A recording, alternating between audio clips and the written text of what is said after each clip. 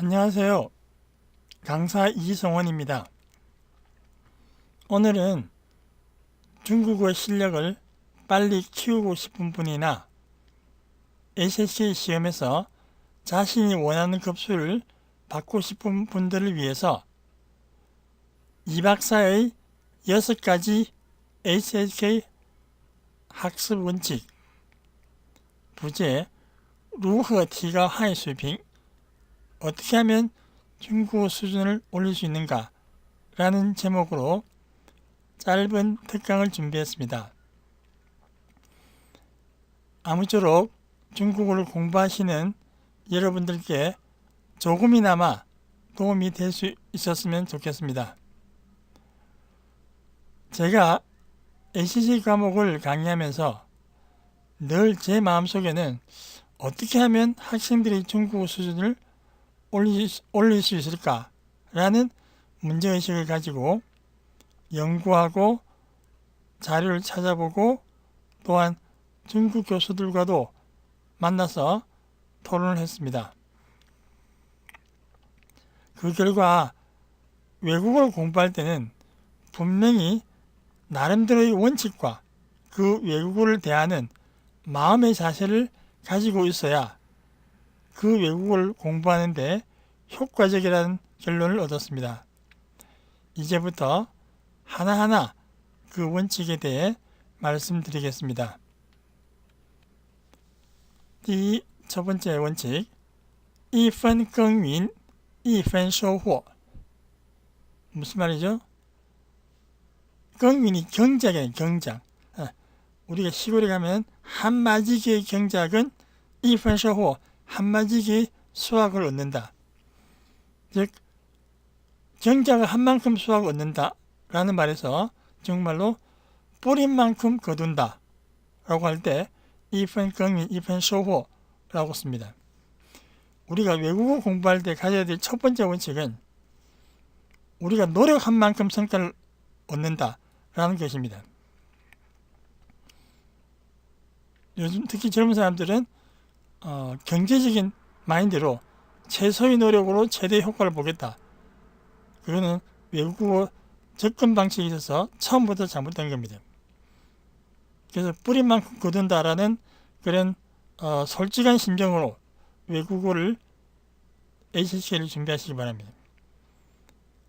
대안으로는 절대 학습량을 늘려라. 절대 학습량이 뭐죠?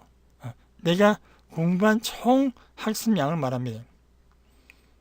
자신이 투자한 시간만큼 실력이 향상됩니다. 단지 전제는 자신이 투자한 시간은 얼마나 효과적이냐.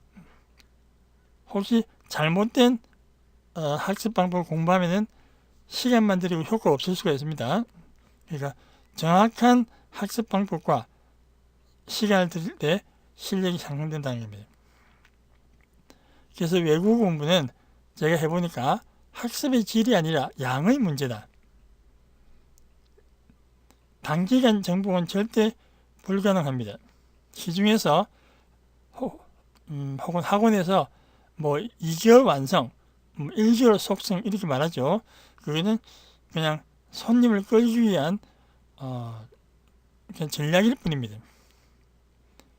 외국어 습득에는 질보다는 양이 중요하다는 생각을 하시기 바랍니다. 학습 시간의 중요성을 말합니다. 뿌린 만큼 거둔다는 것은. 제가 예를 들어 보겠습니다. 한국 학생 홍길동과 그 친구가 같은 시간에 북경과 한국에서 중국어를 배우기 시작했습니다. 한국 학생 홍길동이는 베이징에서 베이징 유엔다시에서 2학년 수업을 마치면 1600시간을 이수하는데 한국에 있는 홍길동의 친구는 중문과에 들어가면서 2학년 수업을 마치면 약 900시간을 이수합니다. 홍길동이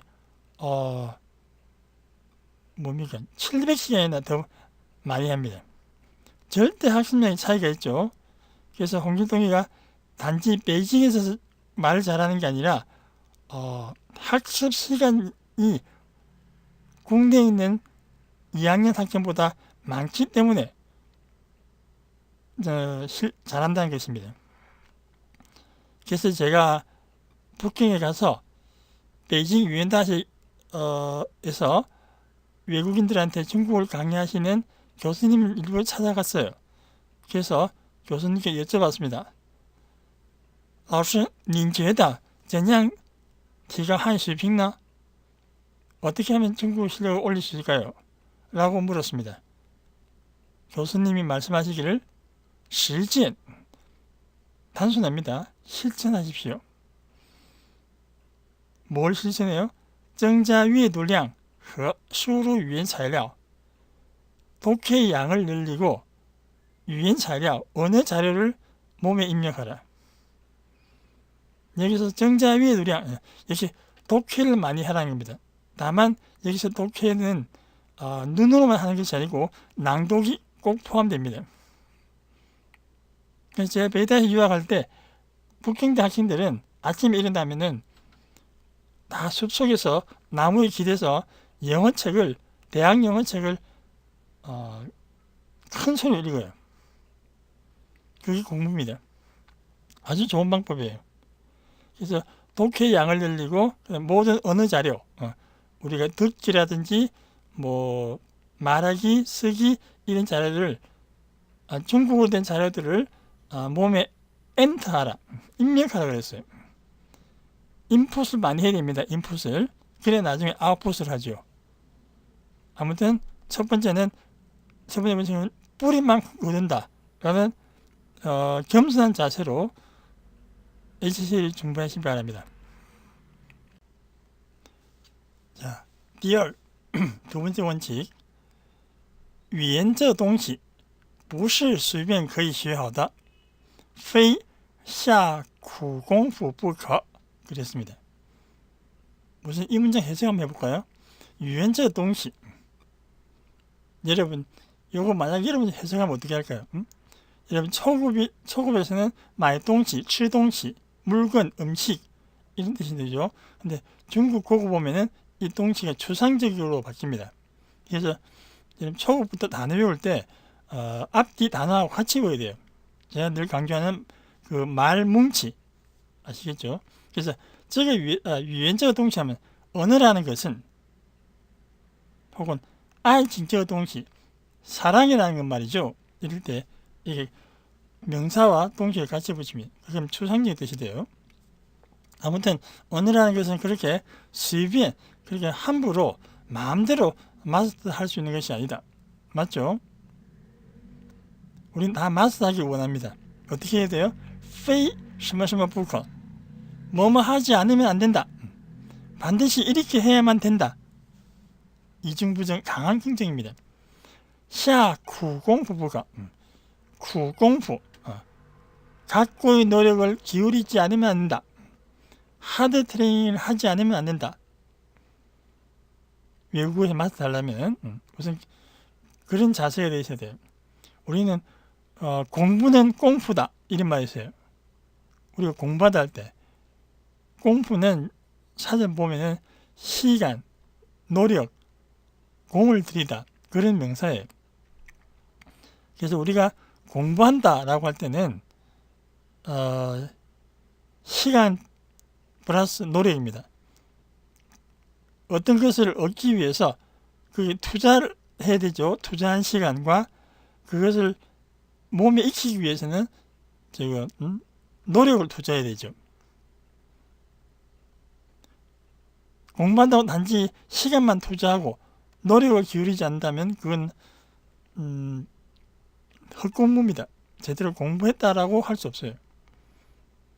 그래서 두 번째 원칙은 외국어 공부할 때, ACC 공부할 때는 非下苦功夫不可 조금 힘든 과정을 거쳐야 됩니다.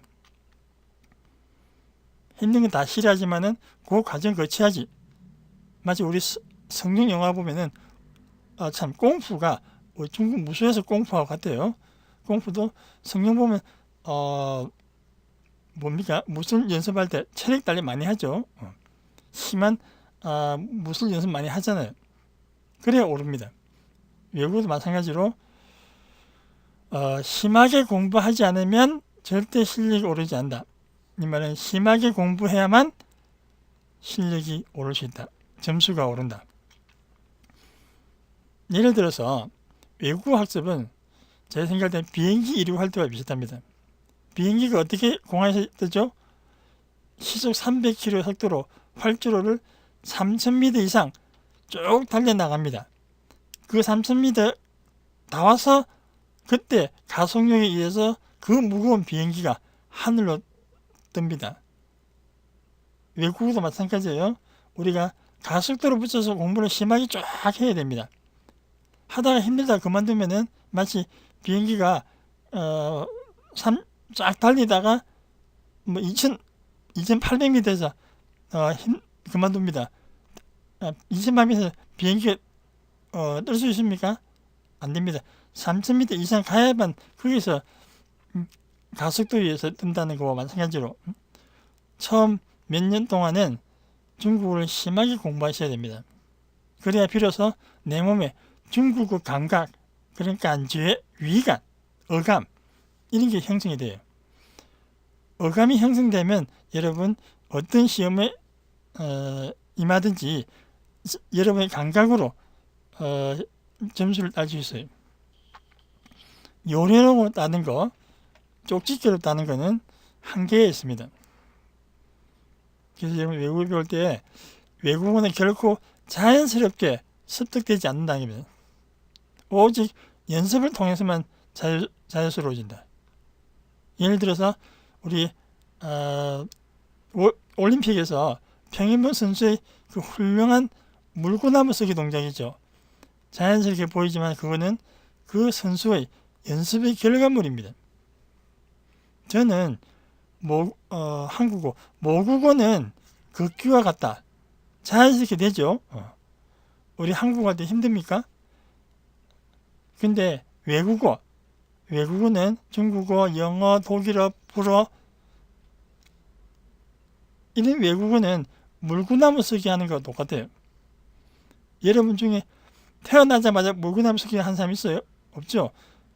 그런데 물구나무 쓴 사람 있잖아요. 그 사람은 어떻게 물구나무 씁니까? 오직 연습을 통해서만 가능했습니다.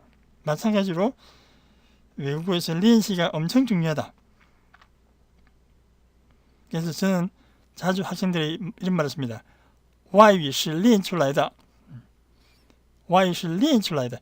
외국어는 오로지 입을 통해서만 입으로 연습을 통해서만 완성될 수 있다는 겁니다. 练出来 아시겠죠? 어떤 연습이냐면 下苦功夫 하드 트레이닝을 해야만 HSK 점수가 올라간다는 겁니다. 자, 세 번째 원칙. 우리가 외국어 공부할 때 이런 순으로 공부합니다. 눈으로 보죠. 看书. 그 다음에 念书가 뭐예요? 사전 찾으면 공부하는 뜻이지만 앞에 니엔 앞에 입구자가 있어가지고 옛날에는 소리 내어 읽다. 우리 옛날에 과거 시험 공부하시는 선비들은 서당에서 천자문 외울 때 하늘 전 따지 소리내서 읽죠. 니엔수입니다. 소리 읽고 그 다음에 논어 문장을 베이슈 외웁니다. 그 문장을 외우고 난 다음에 비로소 티후이 뭔가 깨닫게 됩니다. 그 문장의 깊은 의미를 티후이 체득하게 된단 말이에요. 옛날에 중국 송나라 철학자 우리 잘 알고 있는 주자 선생 주희가 이런 말을 했어요. 두수요산다. 선비 공부 방식입니다. 독서하는 데는 세 가지가 와닿아야 된다. 왜? 즉 말하기를 옌다오, 거다오, 신다오. 눈에 와닿고 입에 와닿고 마음으로 와닿아야 된다. 이게 공부가 자기 몸속으로 들어가는 과정입니다. 옌다오, 거다오, 신다오. 그래서 저는 이제 HSK 공부할 때 눈으로 대충 의미를 파악합니다. 그러고 나서 입으로 저장하는 과정이 중요해요. 니에수. 물론 학생들은 도서에서 공부할 때는 읽을 수는 없죠. 아무튼 저는 사실 여러분 토익 공부할 때 조용히 도서관에서 공부하던데 그렇게 하면은 그 진지한 외국어 공부할 수 없어요. 절반만 하는 겁니다. 그래서 눈으로 대충 이해하고 입으로 저장한 다음에 감각으로 답을 맞추는 지금 감각으로 저장하라. 그래서 중국어가 모국어인 중국 사람의 경우는 이상적인 순서는 중국 사람 중국 어떻게 배워요? 모국어잖아요. 듣기, 말하기, 쓰기, 읽기, 쓰기 과정입니다. 먼저 듣잖아요. 여러분 가끔 저 학자에 따라서는 듣기 모국어 과정하고 외국어 과정을 동일시하는 경우가 있는데 저는 그렇게 생각하지 않습니다. 자, 그 다음에 중국어가 외국어인 경우에 우리 같은 경우는 어떻게 공부하냐면 일반적으로 먼저 읽기를 합니다. 그죠? 읽고 그 다음에 듣기, 말하기, 쓰기 과정을 거쳐요. 그러니까 모국어와 외국어는 학습 방법 순서가 다릅니다. 뭐 어떤 분은 똑같다고 이야기하시는데 저는 다르다고 생각해요. 같은 한국 사람이라도 태어나자마자 미국 갔다 이러면 이 사람 원어민 가서 하잖아요. 그건 어느 환경이 그렇습니다. 우리는 안 그렇잖아요. 옛날 같으면은 고등학교 마치고 대학 마치고 외국 가니까 그때부터 했잖아요. 물론 지금은 얼마든지 국내에서도 할 수 있습니다만 아무튼 듣기 원칙에 이런 말이 있어요. 내가 소리내서 읽지 않는 발음은 들리지 않는다. 소리내서 읽지 않는 발음은 단어는 들리지 않습니다. 그래서 여러분 소리내서 읽기가 굉장히 이해수가 굉장히 중요하다. 외국어는 결코 이해만 하고 넘어가는 그런 이론 과목이 아니에요. 수학 과목 같은 게 아니에요. 흉내내는 과목입니다. 흉내. 쉐라는 단어 있죠. 배우다. 쉐가 뜻이 세 가지가 있어요. 첫 번째는 배우다. 두 번째는 흉내내다. 세 번째는 물들다. 이런 경지가 있어요. 우리가 앵무새가 사람 말을 흉내내잖아요. 쉐, 랴위. 자, 쉐는 흉내내는 겁니다. 그 나라 말을 흉내 잘 내야 돼요. 그래야지 그 언어적 감각을 내 몸에 익히는 연막 과정입니다. 흉내내고 그 언어적 감각을 내 몸에 익히는 연막 과정이다. 그래서 외국 학습은 이해를 넘어서서 체득하는 과정이다 라고 생각하셔야 됩니다. 우리가 언어라고 할 때 언자는 소리 언자죠. 소리 정보입니다. 어자는 뭐예요? 말씀 어자고 이 문자 정보예요. 외국어도 우리가 팅리가 있고 위에 두가 있잖아요. 크게. 팅리는 듣기는 소리 정보, 소리 내서 공부해서 문제를 풀어야 됩니다. 연습할 때. 여러분 독해는 늘 하는 거죠. 독해하는 거. 그래서 우리가 언어 외국어를 할 때 그거는 절반은 소리 연습을 하고 절반은 문자 익히는 과정. 제가 예를 들어 보겠습니다. ACC 과목을 1시간 공부한다 했을 때 30분은 이해하는 시간 투자하고 30분은 그 내용을 대충 이해한 내용을 소리내어 읽기 훈련에 투자하세요. 그것이 올바른 외국어 학습법입니다. 제가 ACC 강의할 때 학생들이 어떤 학생이 긴 문장이죠. 장문 그거 독해하는데 한 2시간 걸리대요. 사진 일일이 찾아가면서 물론 실력이 낮아서 그럴 수도 있지만은 그거는 번역하는 거지 해석하는 게 아닙니다. 저는 오히려 거꾸로 말합니다. 한국어 해석을 먼저 보고 그 다음에 중국 문장을 읽고 그 다음에 그 내용을 내 몸속에 체화시키는 훈련이 필요하다. 그래서 저는 어감, 고유 감각을 몸에 익히는 학습 방법은 대강의 의미를 파악하고 소리내어서 낭독한다. 한 편의 문장을 2편의 원장 한 편의 문장을 최소한 여러 번, 3번, 4번 마치 무한 반복한다는 거예요. 같은 내용을 반복해서 읽는 것이 여러 문장 읽는 것보다 효과적이다. 이런 말이 있습니다. 세 번째는 원칙은 뭐죠? 소리 내어서 독해 문제를 연습하라.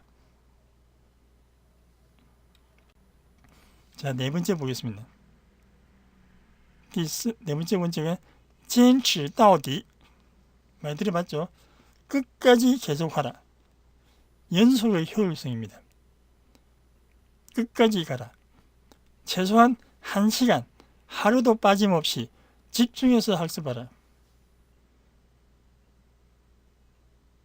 외국어 학습은 밥을 먹는 것과 같아요. 学汉语等于是吃饭一样. 우리가 귀찮아도 밥을 매일 먹어야 힘이 나듯이 외국어도 매일 학습하는 게 중요합니다. 월화수목 금까지 공부하고 주말 쉬고 이렇게 해야지. 월요일날 공부하고 쭉 쉬다가 토요일날 공부하고 그렇게 하면 안 된다는 게. 중국 문장에도 이런 말이 있어요. 学外语临时抱佛脚是不行的. 외국어 공부할 때는 临时抱佛脚, 갑자기 부처님 다리를 껴안는다 이런 말에서 벼락치기를 이런 말합니다. 평소에는 불공 안 들이다가 떼야 돼서 집안에 일이 있어서 부처님에 달려갑니다. 그냥 벼락치기예요. 외국어는 벼락치기는 是不行的, 안 통한다고 그랬어요. 그래서 HSK에서 만약에 최고급인 6급 이상 받으려면 약 1600시간에서 2000시간이 필요합니다. 매일 2시간씩 공부한다고 했을 때 약 3년이 걸려요. 이보다 효과적인 건 뭐야? 속승 방법은 매일 6시간씩 1년만 공부해요. 여러분 매일 6시간 공부할 수 있어요?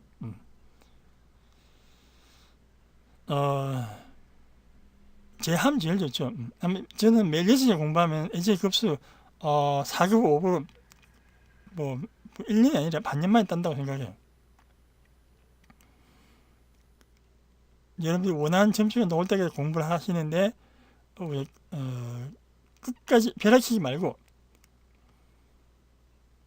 하루도 빠짐없이 집중해서 학습하라는 겁니다. 중국 속담에 胖子不是一口吃的. 뚱뚱 보면 한 입 먹어서 그러던 것이 아니라 우리 팡즈들, 뚱뚱한 사람들이 나 별로 먹지도 않는데 아닙니다. 매일 먹어요. 부단히 먹어요. 그래서 팡지가 되듯이 외국어를 매일 먹어야 돼요. 그죠? 외국어의 와위의 팡지가 되기 바랍니다. 무엇이든 하루아침에 되는 것은 없다. 이런 솔직한 그런 마인드를 갖고 있어야 됩니다.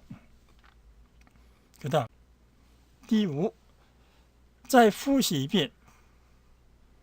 다시 복습하라. 再复习一遍.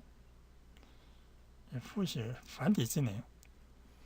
학습한 내용은 다음날 반드시 복습하라. 반복의 중요성입니다.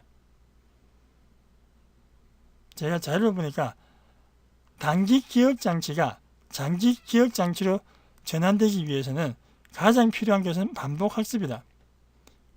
우리가 어휘 수업을 한 번만 받은 경우는 그 다음날 46%를 기억하고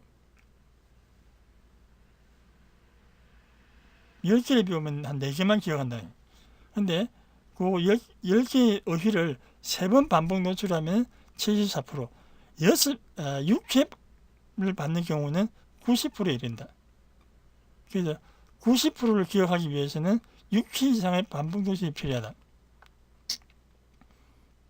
이건 다 아는 이야기죠. 하여튼 같은 내용을 반복해서 학습하는 거. 우리가 잘 알고 있는 논어의 첫 문장에 공자 선생님이 공부 방법을 설명했어요. 子曰 学而时习之 不亦乐乎.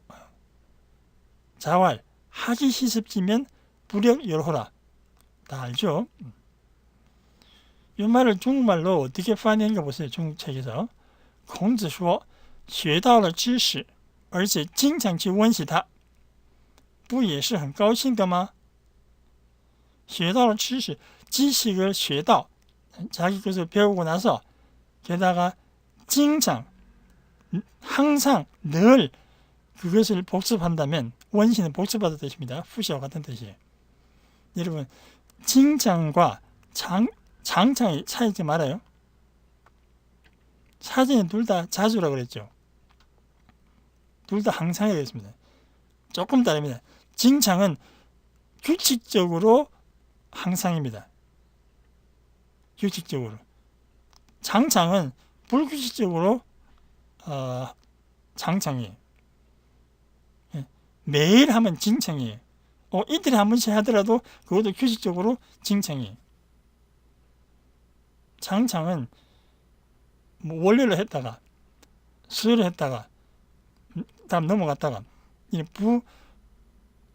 그런 차이였습니다. 그래서 제가 강조하고 싶은 것은 그 배운 지식을 늘 징창치 규칙적으로 복습하라고 그랬습니다.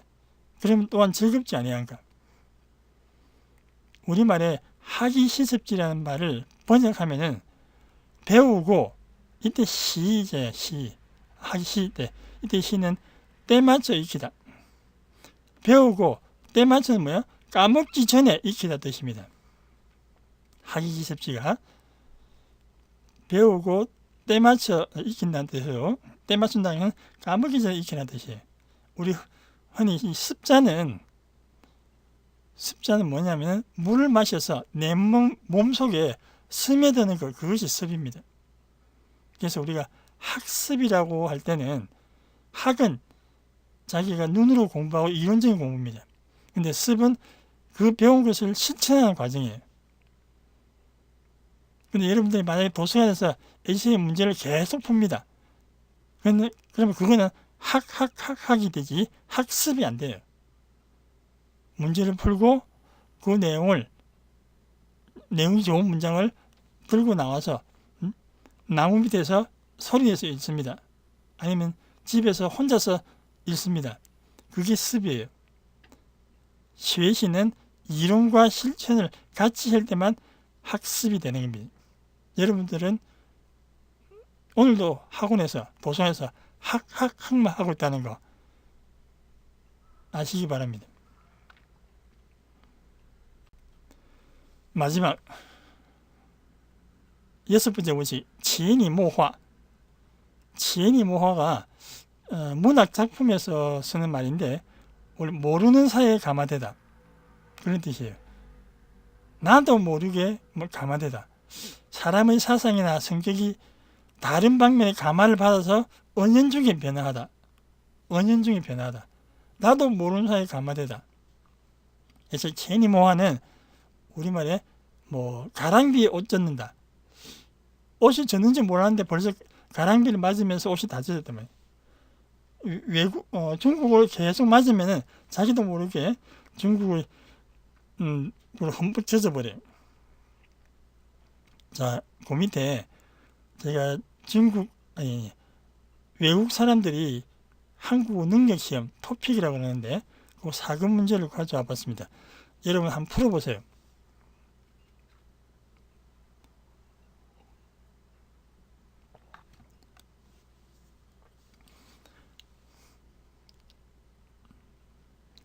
자, 관란에 들어간 답 뭐죠? 맞췄나요? 우리는 뭔가를 소유하게 되면 자신이 가진 것, 什么什么 자유로부터 멀어지고 가진 것에 얽매이게 된다. 하지만 대개는 이를 알면서도 마음을 비우기가 쉽지 않다. 자, 뭔가를 소유하게 되면 자신이 가진 것마저, 가진 것만큼, 가진 것 치고는, 가진 것만으로는 단 몇 번이죠? 맞췄나요? 그죠? 가진 것만큼 자유로부터 멀어진다.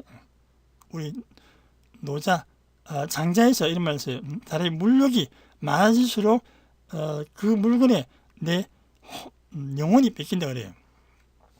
가진 것만큼. 그래서 부자들이 영혼적으로 좀 빈곤한가 봐요. 아무튼 제가 묻고 싶은 거는 답이 아니고, 자, 요 외국 사람 중국 친구가 이 문제를 물어봤습니다. 답이 만큼인데 왜 만큼이냐고 물어봅니다. 여러분 어떻게 대답하실래요? 한국 사람으로? 맞아는 왜 안 되죠? 그래 따지면 뭐랄 거예요?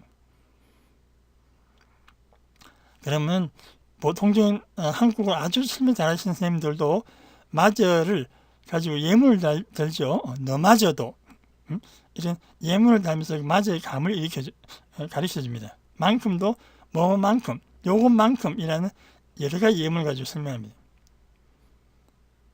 근데 그렇게 문법적으로 완벽하게 설명한다고 했을 때 과연 중국 친구들이 그것을 어법적으로 문법적으로 이해를 다 하고 다음에 또 이런 거 넣으면 답을 맞출까요?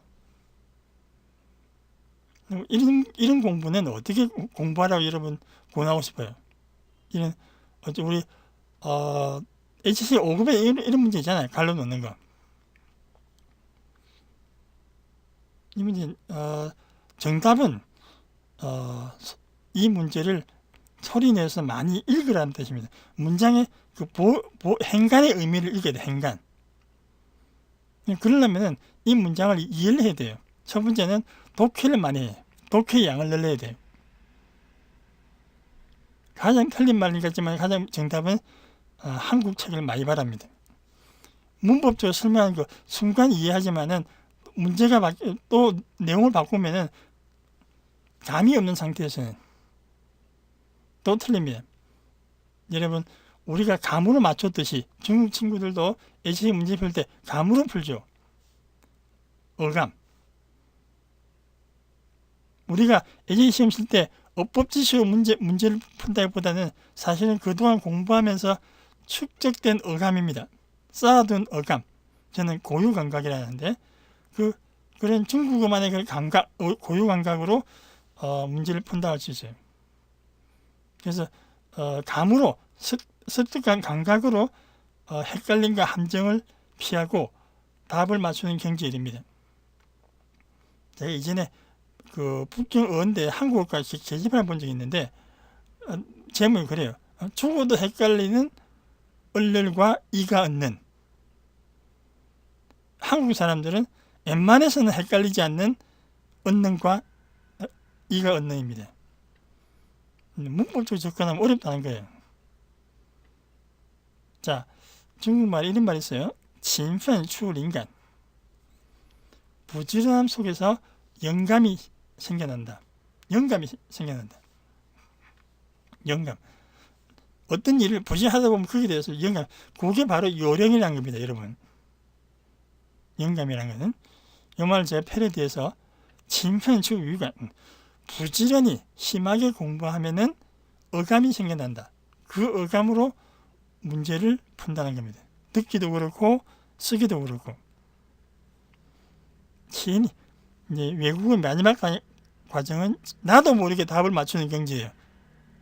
위에 가진 것만큼 설명할 수 없지만은 내가 책을 많이 봤기 때문에 그런 한국 감각이 생긴 거야. 외국 사람이. 아시겠죠? 똑같습니다. 중국어도 독해를 심하게 하셔야 되고.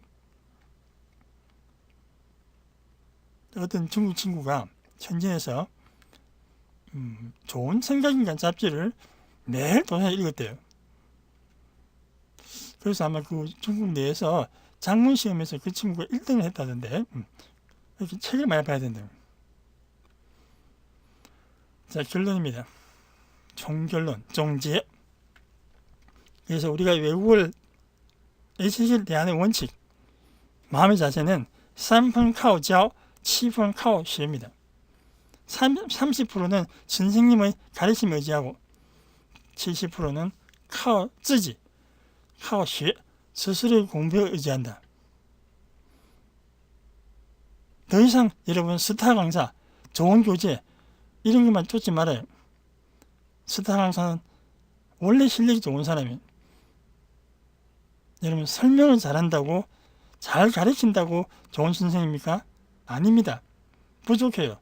히딩크 같이 훈련을 잘 시키는 사람이 중요해요. 히딩크가 뭐랬어요? 우리나라 축구 맡으면서 우리는 전부 발기술이 부족하다, 태클이 부족하다 생각했는데 히딩크는 90분 동안 뛸 체력이 부족하다 판단했습니다. 그래서 기초 체력, 작전하기 전에 그 체력을 하루에 1%씩 올렸습니다. 여러분도 시험 100일 앞두고 하루에 1%씩 어감을 올려야 돼요. 어감. 아무리 훌륭한 강사도 여러분한테 도움되는 것은 30%는 넘지 않는다는 겁니다. 그래서 제 결론은 강사의 훌륭한 강의보다는 자신의 주관적인 연습이 훨씬 중요하다.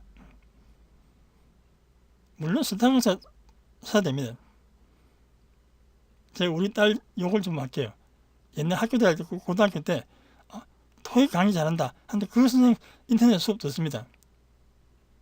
비싼 돈 주고 듣다가 한 달 과정인데 일주일만 듣고 안 들어요. 그리고 시험 치러 갑니다. 매일 뭐 아무 소용 없어요. 오히려 선생님이 안 좋으면 내가 공부한다 이런 자세가 돼야 됩니다. 카오쓰지 아시겠죠? 자, 마지막으로 제가 중국을 잘하는 비결 팁입니다. 첫 번째, 흥신, 항심이라 그럽니까? 변하지 않는 마음, 변치 않는 마음. 내 중국어를 우선 여러분 잘하고 싶다 라는 그런 변치 않은 마음이 있어야 돼요. 그래야지 어려움이 있더라도 극복할 수 있습니다. 두 번째는勤奋, 부지런한 마음입니다. 아까 제가勤奋추 위간, 부지런히 공부하면 어감이 생겨난다고 그랬죠. 부지런히 공부하셔야 됩니다. 마지막으로 부지런히 공부하는데 어떻게 공부해요? 뚜올리엔, 많이 움직이는 입입니다. 외국어 공부하실 때 입만 살아야 돼요. 요즘 컴퓨터로 시험 치기 때문에 그걸 못 써도 괜찮아요. 여러분 HC 네트워크면은 1년에 몇 번 있거든? 한 2번 있습니까? 있거든요. 컴퓨터로 시험 보는 그 시험 그거 맞춰서 공부하세요. 이제 다 타자를 쳐야지. 오로지 입만 살아야 돼. 그래서 뭐 어떤 외국은 마찬가지지만은 중국을 잘하려면은 변치 않은 마음과 부지런한 학습 자세, 그 다음에 열심히 움직이는 입, 이런 마음과 이런 입을 갖고 있으면 여러분 중국어를 잘할 수 있습니다. 페이샤 고공부커 하드 트레이닝 하셔야 됩니다. 더 이상 요령, 지름길, 찍기 이런 편법은 멀리하시기 바랍니다. 도움이 되셨으면 좋겠습니다. 好，今天讲到这儿，下课，맞습니다. 듣는다고 수고하셨어요.